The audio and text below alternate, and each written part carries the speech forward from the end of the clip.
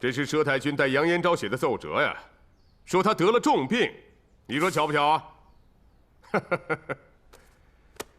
上一次杨延昭说要推荐穆桂英挂帅，朕没有答应。接着他就病了，朕已宣百官上殿，咱们听听他们的建议。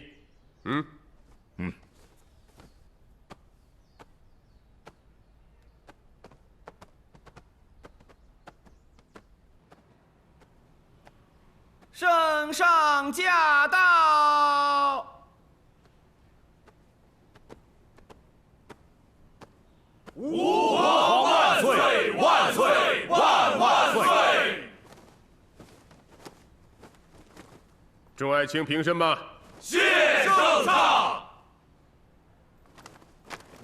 各位爱卿都听说了吧？佘太君代杨延昭为穆桂英请求元帅之职，众爱卿有什么看法呀？圣上，微臣觉得佘太君上奏有所欠妥，推荐元帅该由朝中大臣建议。佘太君已离朝多年，不该过问此事。可佘太君随军作战，了解前方情况，向圣上推荐，并不为过呀。杨元帅有病，穆桂英可以代他行使元帅之职，可公然为他要帅，似乎有举帅为亲之嫌。此话差矣。现在和辽军对阵，生死就在瞬间，佘太君怎会如此不识时务？再说，元帅的担子重似千斤，穆桂英没有铁打的肩膀，佘太君怎会向圣上举荐？圣上，不管怎么说，从古到今没有女人挂帅先例，拜穆桂英为帅，怕众兵将不服。哼哼，自古没有的事，并非后人不能做。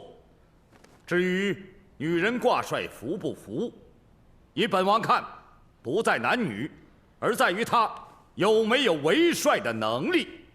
就算穆桂英有能力，臣以为也不能拜她为帅。他父亲穆羽一直在穆柯寨占山为王，与朝廷抗衡。穆桂英为帅，是给谁带兵啊？当然是为大宋。她丈夫是杨宗保，公公是元帅。话是这么说，众臣百姓看来，这非常别扭。什么别扭不别扭？前方战事十分火急，急需能人消危解难，而你却盯着穆桂英的身世不放。别忘了，穆桂英并非真心归顺朝廷，她是为了亲情才出征的。你只说对了其一，穆桂英心胸宽广，她把百姓看得和亲情一样重。不管怎么说，拜穆桂英为帅，总让人觉得是从外边借的人带大宋的兵。那么按你的说法，宁愿丧地十城，也不让有能力的人率兵抵抗。何况穆桂英不是外人。圣上，穆桂英确实是个帅才，当今大宋无人能及。朕也听说过他曾经战败过杨宗保、佘太君和杨彦昭，但能不能与辽军大规模用兵布阵，还未得到验证。挂帅之事容日后再定吧。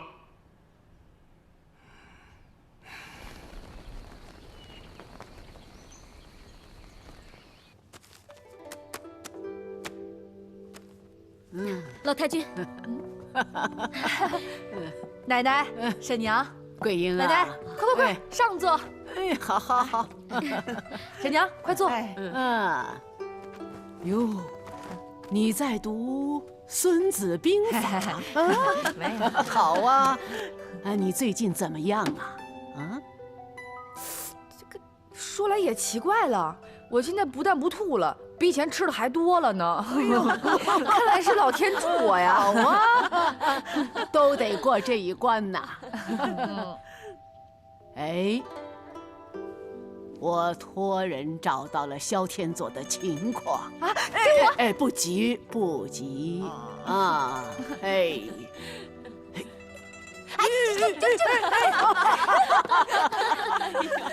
哎呀，这丫头，那上头啊写着萧天佐跟空山道人学过道学。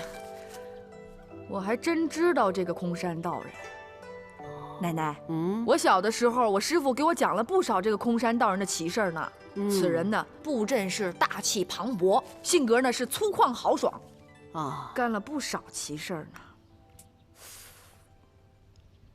但往往这种人不拘小节，这纰漏呢，极有可能出在这细节之上。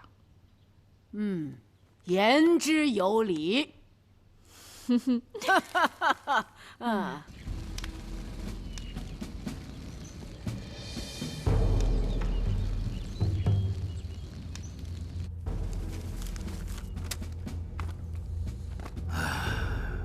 穆桂英乃北汉名将穆羽之女，她从小跟父亲学过《孙子兵法》，而且她还喜欢诗词歌赋。那玩意儿跟排兵布阵没什么关系。没关系，关系大着呢。学习高深的人理解兵法，跟文化低的不是一个境界。排兵布阵也有天壤之别。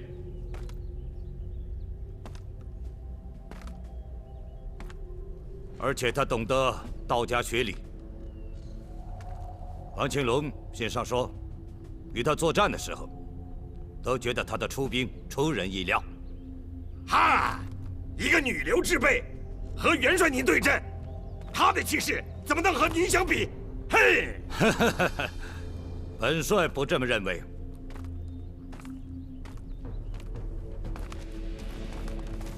王庆龙说，他曾经战胜过佘太君、杨延昭和杨宗保，可他们3个人都是宋军的佼佼者。我萧天佐是战胜过杨延昭，可佘太君、杨延昭、杨宗保3个人联起来对付我要想取胜，可没那么容易了。哼，元帅，这么说，穆桂英不是平庸之辈啊？何谈平庸之辈，简直就是出类拔萃。如果我们对穆桂英再不够重视的话，我们就要大败了。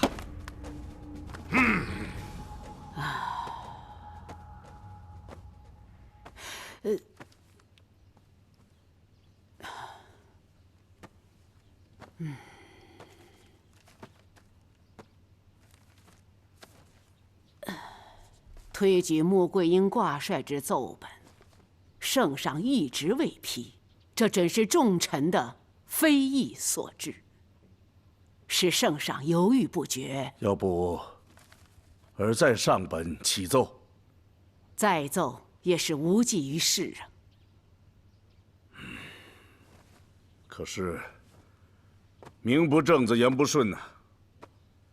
虽然说桂英代我行使元帅之职，可是对辽军的威慑力已经小了不少啊。谁说不是呢？别说是众将领颇有微词，就是咱家的七娘八妹，都不心悦诚服。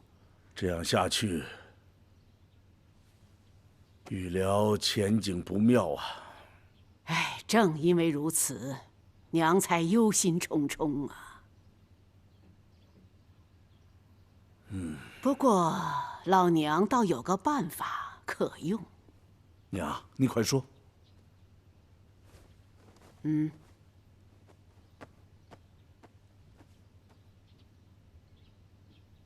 啊？最近我研究了萧天佐的特点和他的所学，发现此人有一特点：胆大而心细。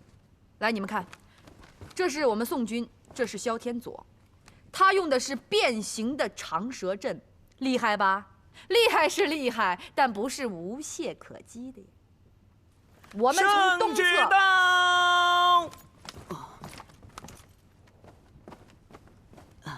穆桂英接旨。杨延昭重病在身，同意免去元帅之职，元帅由穆桂英接任，钦此。接旨吧。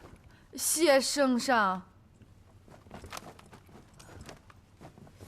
佘太君拜见穆元帅。啊！别！您这样，孙喜我担待不起。穆元帅，你虽说是杨家之小辈，但是圣上命你为帅，杨家就应该对你俯首听命了。奶奶，我这是在军中，不要再用天波府的称呼。老身既然称你为元帅，你也应该称呼老身为佘赛花或佘太君，请吧。请穆元帅。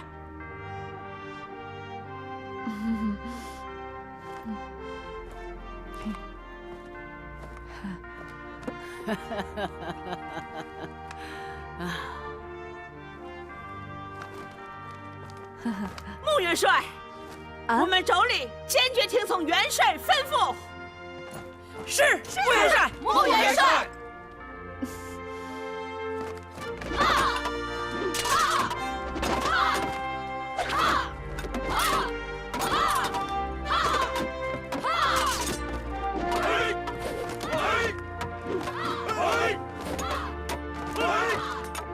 穆元帅，我现在就把萧天佐和他的天门阵跟你说一说。爹爹请讲。这萧天佐击败赵元帅又3次胜我，靠的是阵法。他和萧天佑自是黑白两蛟龙，乾坤在握，天佑其成，以两仪生四象之理，针对我宋军用兵之道，独创了天门阵，把乾艮坎阵、坤兑离巽发挥得淋漓尽致，而最终归之于先天混集。这个天门阵高深诡异，神秘莫测，并将入其内，如入迷津，只觉得杀机重重，危机四伏，故而没有取胜之理啊！你若与其对阵，切记要扬己之长，万万不可照搬兵书，循规蹈矩啊！儿媳知晓了。报！杨将军，王建军派副将前来问候。是那个姓潘的吧？正是。奶奶，这个家伙肯定不是什么好东西。哎，宗宝，爹爹，奶奶，当下这个时候啊，还是以粮草为重啊。言之有理。家中有隔夜粮，心中不发慌吗？好，那就让他前厅等候。是。来，奶奶。来，走。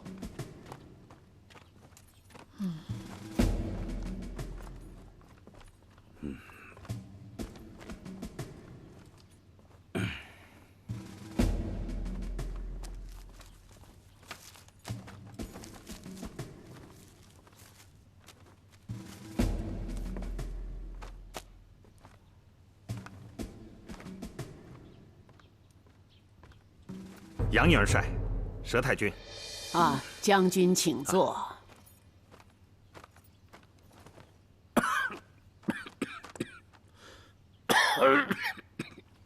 王监军听说杨元帅身体不适，非常挂念，特派末将前来问候。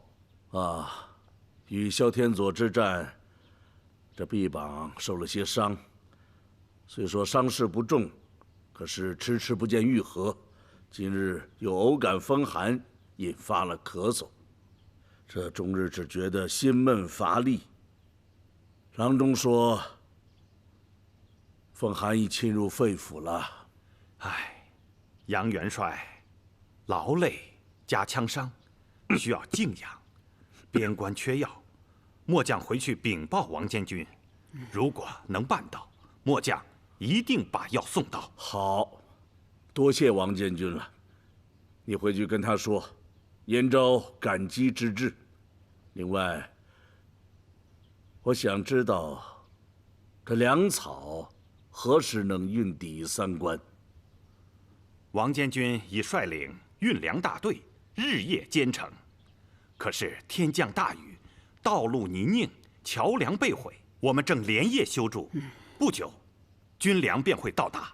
好，回去跟王监军说，说我杨延昭和太君非常感谢他。末将一定把话带到。告辞。好。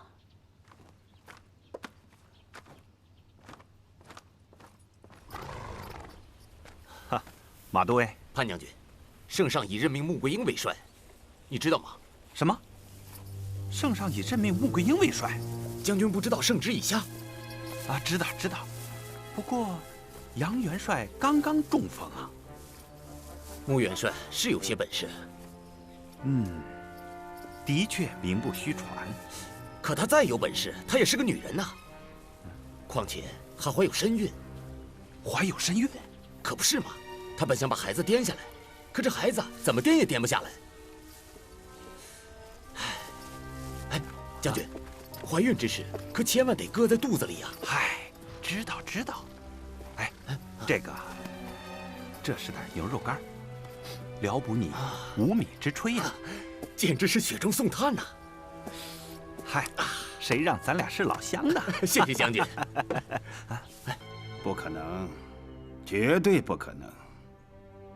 圣上拜穆桂英为帅，必然公告于天下。本监军怎么没有接到任命他的通告？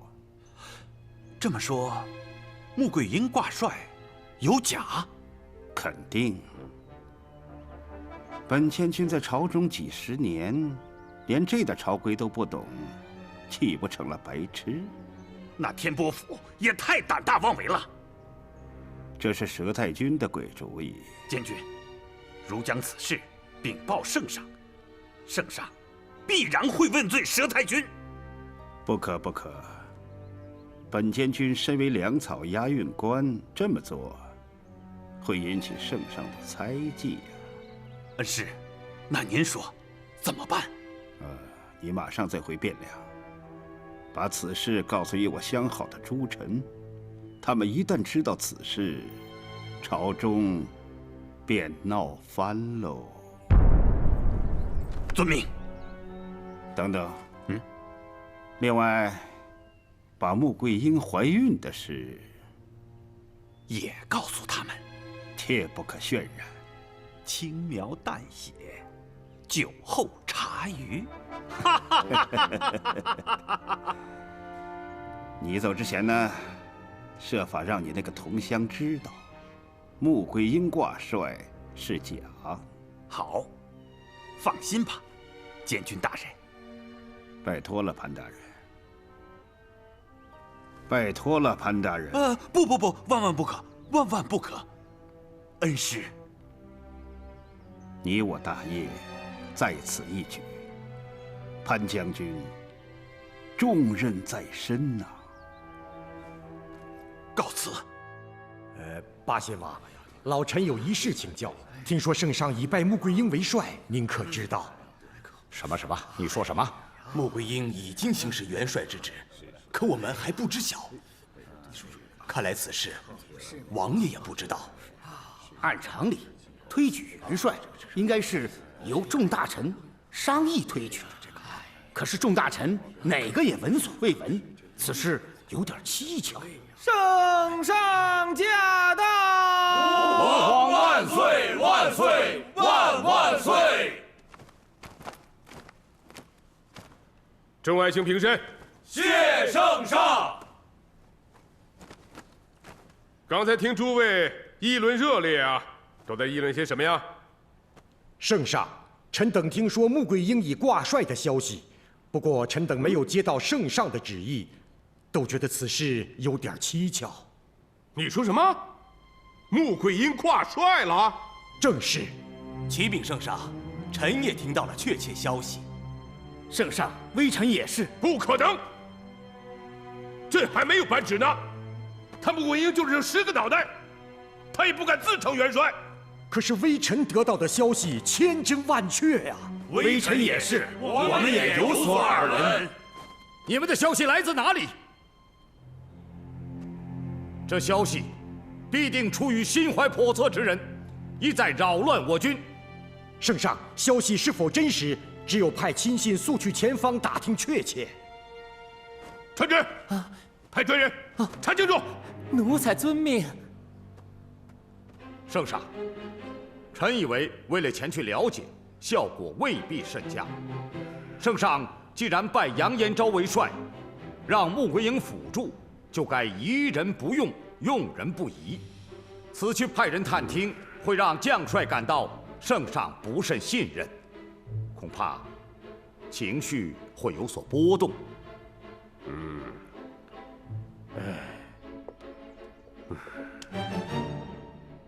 八千王，你觉得这事儿是真是假呀？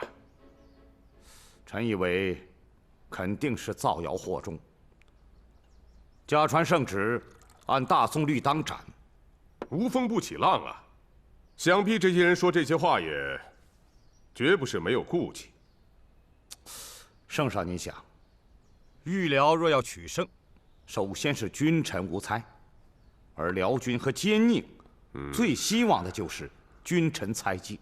所以，臣料到，这是辽军或别有用心之人挑拨离间。圣上没有必要理睬。好，萧天佐竟然能把单一的阵法组成108阵的天门阵，其中必有规律。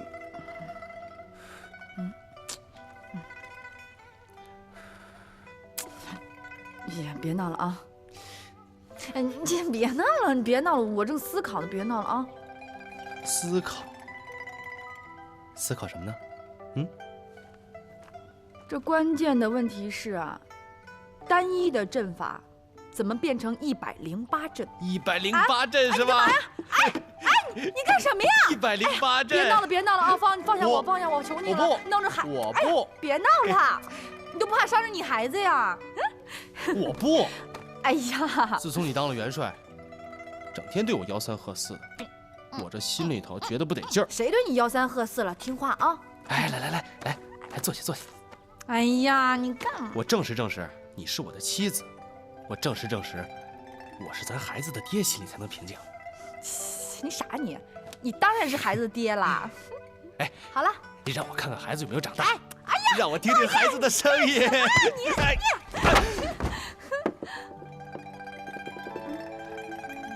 你没事吧你？快我扶你起来吧。我自己能起来。来，你真没事啊？你干什么呀？你这人真没劲。哎，我这怎么可能？这怎么可能呢？我这个同乡啊，信上说的有道理。我们走城过乡的都没见到圣上拜穆桂英为帅的告示啊，难道您就不觉得奇怪吗？如果真是这样的话，事情可就闹大了。圣上尚未拜帅，他算哪家的元帅？正因为如此，我才找你商量。你说，咱们若是跟着他，还不知道他是什么目的？抵抗辽军，这个应该不会有假。这不一定。那杨家为了保大宋，死了不少人，许多人都说杨家和圣上有过节。咱们这么跟着他，到头来什么下场，还很难说呀。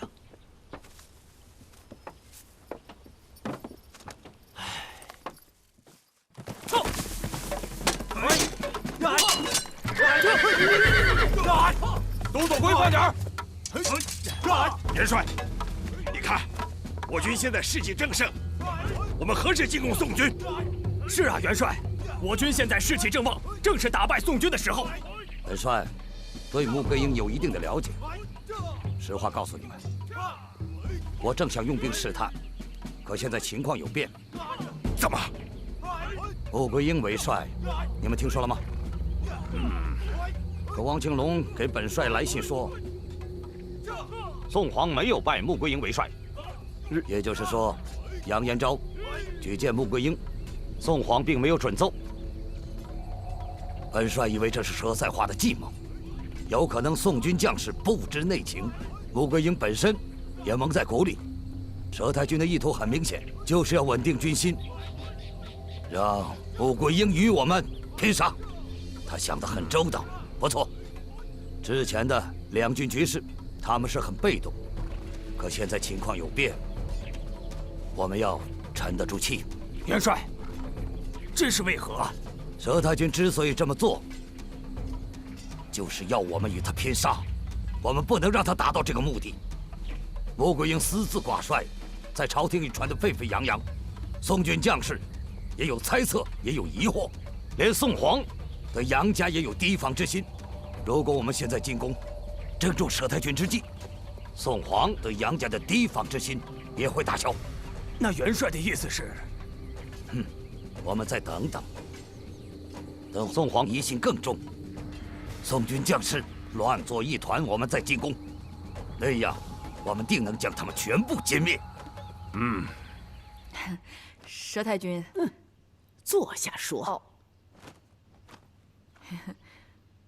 佘太君啊，我虽对萧天佐不甚了解，但还是想与之交战。不知己知彼，一胜一负，乃兵法之计呀。啊，佘太君说的极是。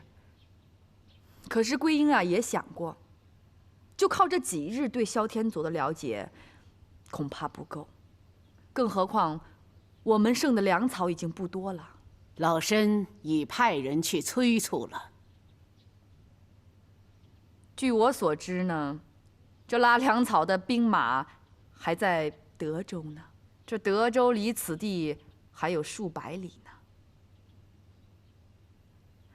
所以啊，我想在交战中试探着了解对方。听口令，杀！杀！杀！杀！懒懒洋洋，练也白练。停！歇会儿吧。休息。八妹，你看这，我们还是禀告元帅吧。走。要是，元帅，娘，姑姑亲娘有何事？元帅，士兵操练士气不振，末将前去询问，可是他们支支吾吾，不肯回答。我向马都尉和于都尉询问过，他们也不说。可末将觉得他们有心事。对。二位请坐。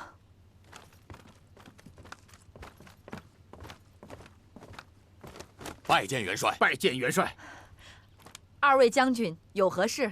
孟良有话要禀报元帅，不知当报不当报？没有什么当报不当报的，有话直说。士兵纷纷议论，说圣上并没有拜您为帅。他们说的有鼻子有眼的，我和孟将军训斥了他们，其结果，他们心有疑虑。孟郊二将军，你们久经沙场，对那些蛊惑人心之人，该一律严惩。大敌当前，就怕相互之间猜忌，人心不齐，如何去应战呢？恐怕自身都难保啊！桂英，在。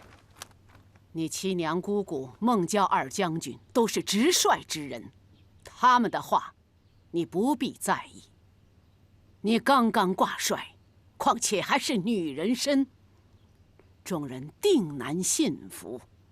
可是桂英，你不必担心的，就以你的才智谋略，一仗就能让他们人仰马翻。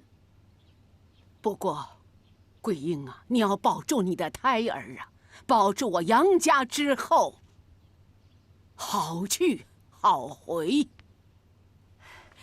孙袭遵命。朝廷众大臣已乱作一团，皇上虽未上朝，但王监军知道他已万分气愤。这是极好的征兆。那现在是该禀报萧元帅的时候了。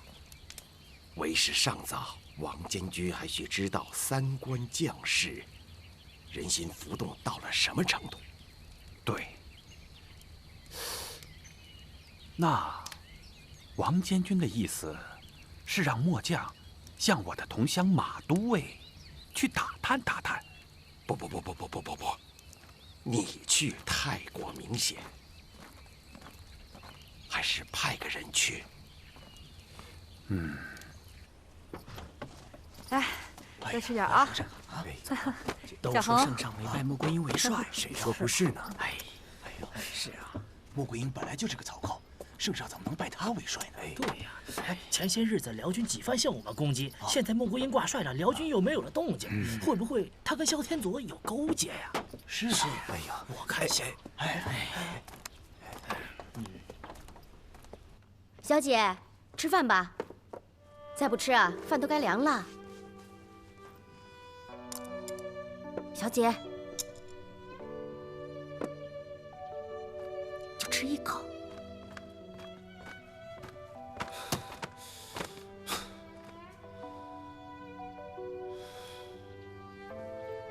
怎么了？气死我了！谁惹着你了？手下几个士兵胡说八道，说圣上并未拜你为帅，我把他们几个绑在立柱上，饿他们一个晚上。你干什么你？这爱兵如子，那是兵法上的要求，也是一个将军该做的事儿。你怎么可以随意处罚他们呀？他们蛊惑人心，你不知道人心多么浮躁。浮躁需要解决，但不能这么做。行了，你赶快给他们松绑，并赔礼道歉。你是不是当元帅，你发命令发上瘾了？我还不是为了你好。哎呀，我知道你为我好，不管怎么样，你也不能这么做。去吧，我命令你即刻就去。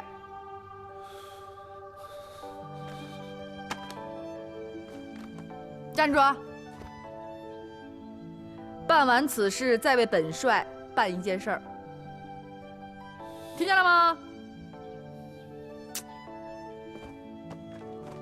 你没听见啊？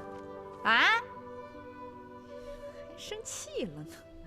一会儿把他们放了之后呢，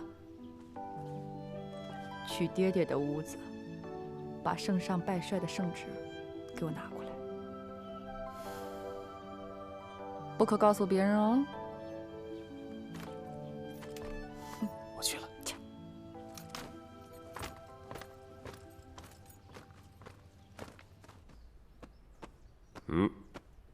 臣受命前来。皇兄，请坐吧。朕了解到了，穆桂英挂帅确有此事，可是朕终于明白了，这是佘太君的意思。你说佘太君虽然没有明着跟朕埋怨过，可是她的丈夫和儿子之死，她一直记恨着我们赵家。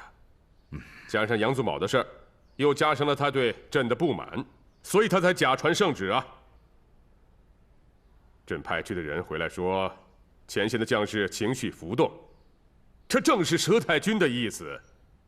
他正想这样让自己自乱，让辽军一举歼灭。圣上，臣以为此话不可信。穆桂英挂帅，就算是佘太君的主意，可佘太君绝不会和辽军苟合。先不说她丈夫和儿子之死与辽军结下了冤仇，就是佘太君的人品，也绝不会做出伤害大宋和百姓之事啊。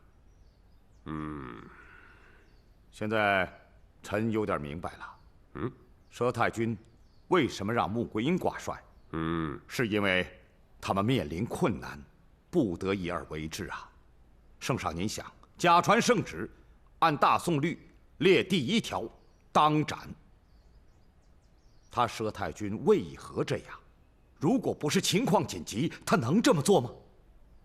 前方这种情况，臣倒要劝圣上早做决断。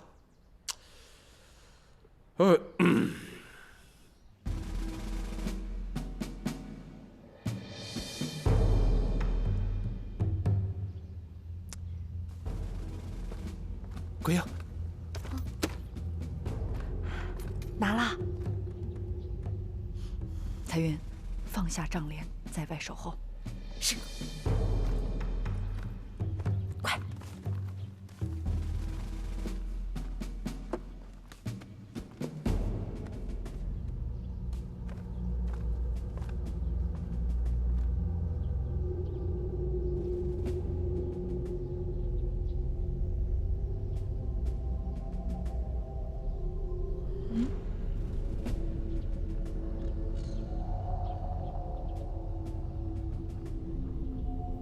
这玉印明显大不同。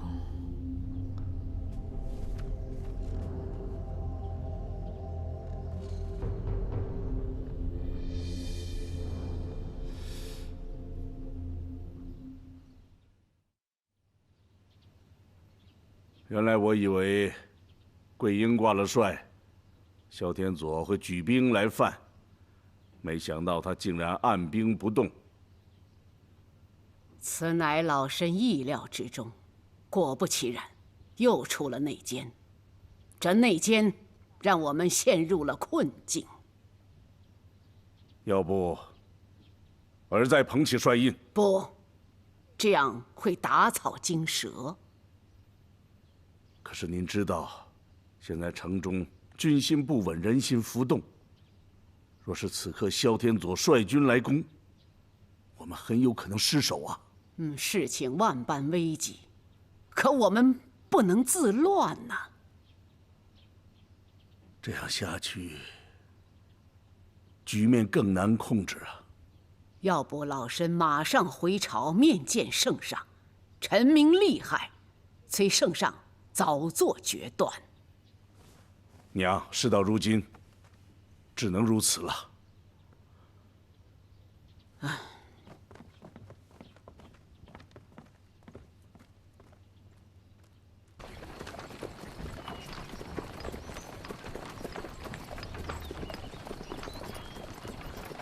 海峰啊，在，路途遥远，你到前面各个兵站，通知他们速去准备粮草和马匹。你快去！追兵，叫！撤！议论来议论去，你们都不赞成让穆桂英挂帅，可又推荐不出合适的人选，你们这不是为难朕吗？报！启禀圣上，佘太君从三关赶来，正在殿外等候召见。佘太君，快宣！遵命。宣佘太君觐见。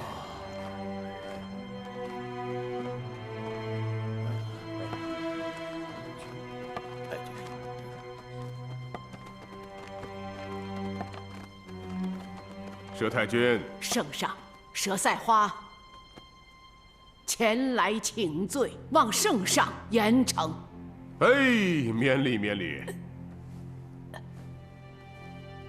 好，看座。谢圣上。朕知道太君在前方碰到了前所未有的困难呐。圣上圣明，杨延昭3次战败于萧天佐，用降龙木鼓舞士气，也不起作用。朕与文武百官正在商议元帅之事，老太君尽可畅言呐。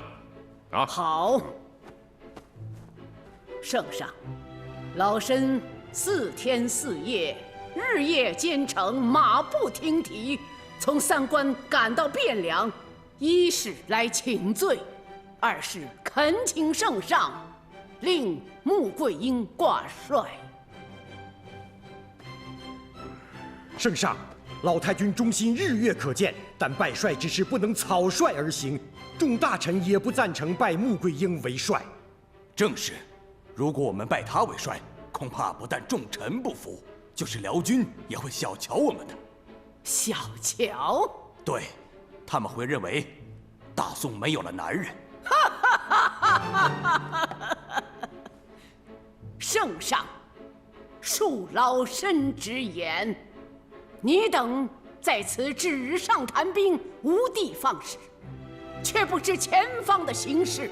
辽军已经在那里虎视眈眈，我军危在旦夕呀！